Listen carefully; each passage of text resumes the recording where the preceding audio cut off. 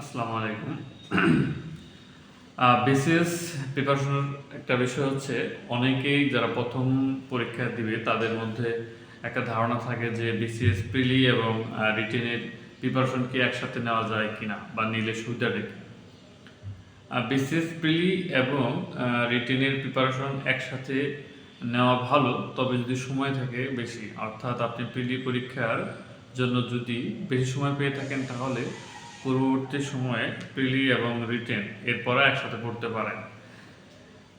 এর প্রধানতম কারণ হচ্ছে রিটেনের জন্য বেশি একটা সময় পাওয়া যায় না, আর কিছু বিষয় রিলেটেড প্রিলি এবং রিটেনের বিষয় প্রায় একই। যেমন বাংলাদেশ বিষয়গুলি যে ভালো করে পড়বে সে রিটেন বাংলাদেশ বিষয়গুলি যখন পড়তে যাবে দেখা যাবে যে অনেক কিছুই কাজে দিবে, অনেক কিছু বলতে অনেক কিছু কাজে দিবে।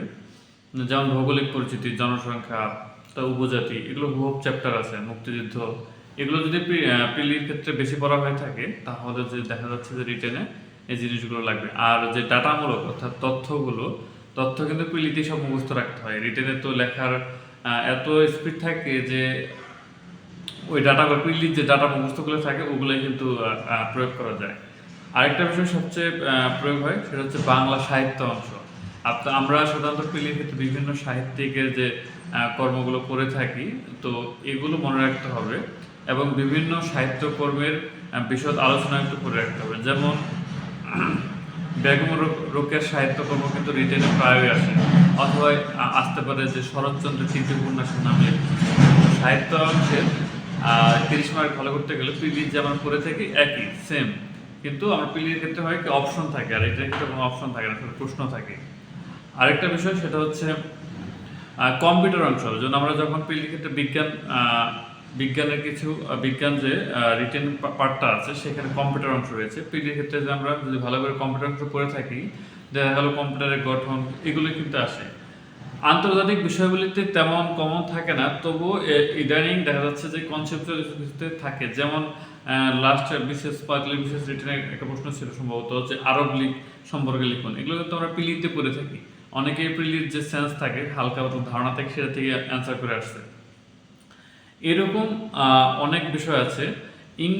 ইংরেজির ক্ষেত্রে যেটা হচ্ছে, ইংরেজির ক্ষেত্রে হচ্ছে ভোকাবুলারিটা মুখস্থ রাখতে হয়। আমরা পিলির ক্ষেত্রে অনেক ভোকাবুলারি মুখস্থ করি, যেটা কিন্তু হুবহুব রিটেনের ক্ষেত্রে আছে যে ভোকাবুলারির স্যারোনিম, মানে ওয়ার্ডের স্যারোনিম দিয়ে একটা সেন্টেন্স তৈরি করো, অথবা বলবে অ্যান্টোনিম দিয়ে সেন্টেন্স রচনা করো এটা।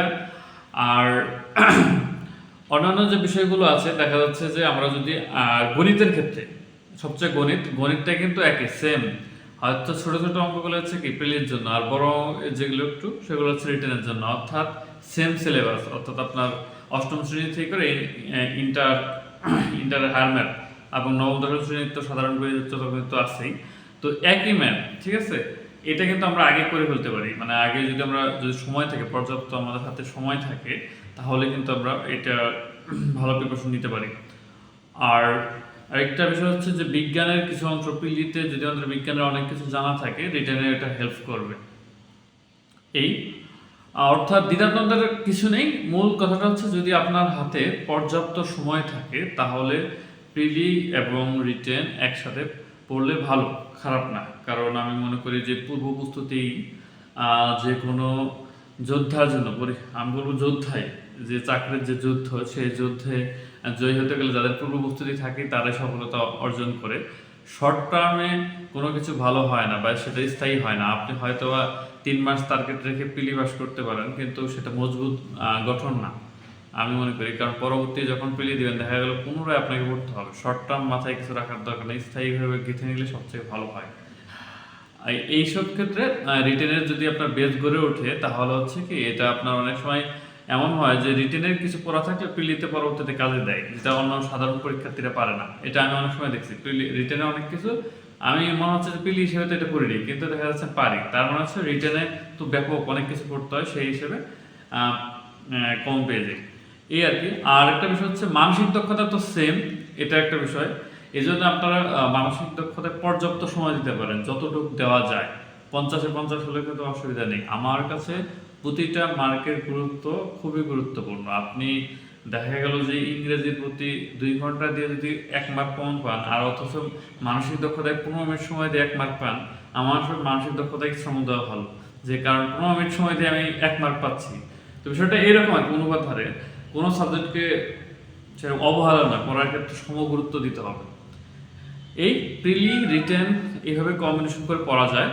তবে যাদের ফার্স্ট টাইম তারা আবার অনেকে ভাবে যে রিটেন করে কী লাভ, প্রিলিটাই ভালো করবে, এটাও ভালো সিদ্ধান্ত। কারণ হচ্ছে যদি প্রিলিটা ভালো করে জানা থাকে একদম, তাহলে হচ্ছে কি রিটেনে অটোমেটিক সাহায্য করে, এই আর কি। আপনারা যাদের শর্ট টার্ম তারা শুধু প্রিলি পড়েন, এবং সামনে যেহেতু 47তম বিসিএস প্রিলিমিনারি পরীক্ষা অনুষ্ঠিত হবে, ভালো করে পরিবেশ তৈরি দেন, আশা করি সফলতা অর্জন করতে পারবেন। ধন্যবাদ।